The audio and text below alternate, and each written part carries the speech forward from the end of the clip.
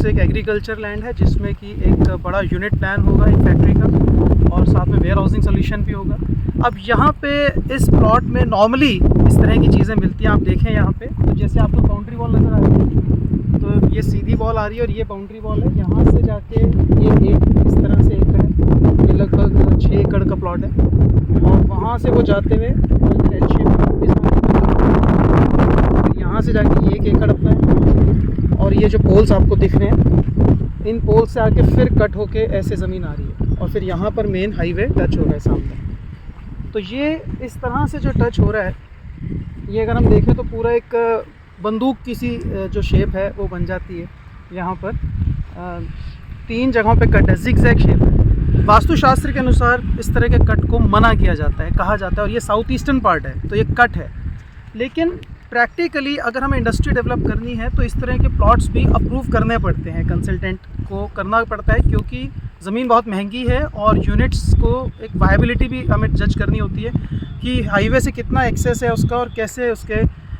जो उसका जो फ्रेट का कॉस्ट आता है और उसकी जो एक्सेस पॉइंट हैं जब ट्रक चलते हैं और माल की डिलीवरी होती है या रॉ मटेरियल आता है तो उनके एक्सेस बहुत इंपॉर्टेंट होते हैं हाईवे से नज़दीकी।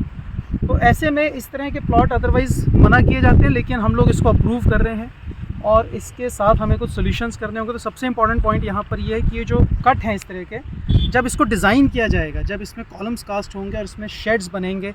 तो वो शेड्स किस तरह से डिज़ाइन होंगे, उन शेड्स के अंदर मशीनरी की प्लेसमेंट कैसे होगी, कौन सा वह यूनिट कहाँ पे आएगा, इस कट वाले पार्ट में कौन सा यूनिट आएगा, उसकी फंक्शनिंग क्या होगी, उसके पीछे वाले कट में वो जो एक्सटेंडेड पार्ट दिख रहा है सबसे पीछे साउथ ईस्ट वाला, वहाँ पर कौन सा यूनिट आएगा, किस तरह की फंक्शनिंग आएगी, ये इंपॉर्टेंट होगा। फिर मोस्ट इंपॉर्टेंट है इस पूरी यूनिट का जो एनर्जी जंक्शंस हैं वो कहाँ कहाँ पर लोकेटेड हैं। तो अभी एक रॉ पूरा खेत है यहाँ पर एनर्जीज़ की फॉर्म एक अलग ढंग से होगी और है, इनफैक्ट मैं चेक कर चुका हूँ तो यहाँ पर एक अलग ढंग से है। लेकिन जैसे जैसे कंस्ट्रक्शन हम लोग करेंगे यहाँ पे, वो कंस्ट्रक्शन को हम डिसाइड करेंगे कि वो एनर्जी जंक्शन और एनर्जी पॉइंट्स किस तरह से आएंगे, ये हम डिसाइड करेंगे और उसके अनुसार वो आ जाएंगे तो फिर यूनिट बहुत सक्सेसफुली रन होगी, जैसा अभी तक न्यूमरो वास्तु के प्रोजेक्ट्स में रहा है इंटरनेशनली, और आज फिर से इस प्रोजेक्ट में हम लोग उम्मीद करते हैं कि वैसे होंगी। तो इम्पॉर्टेंट ये है कि जब छोटा सा ही मूव हो, एक फेसिंग बहुत कम हो हाईवे से,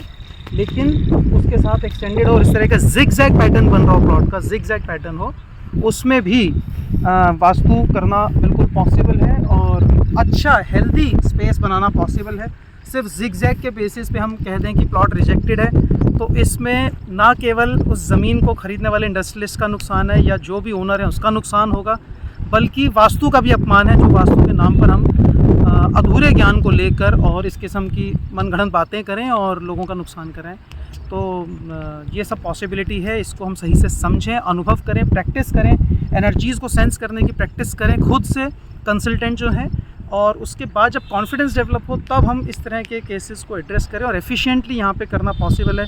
आज से हो सकता है 2-2.5 साल के अंदर मोस्ट प्रॉब्ली जब ये यूनिट पूरा डेवलप हो जाएगा हम फिर से आपसे शेयर करेंगे कैसा चल रहा है। पुरानी जो यूनिट्स थी वो सक्सेसफुली रन हो रहे हैं, करनाल में और थाईलैंड में,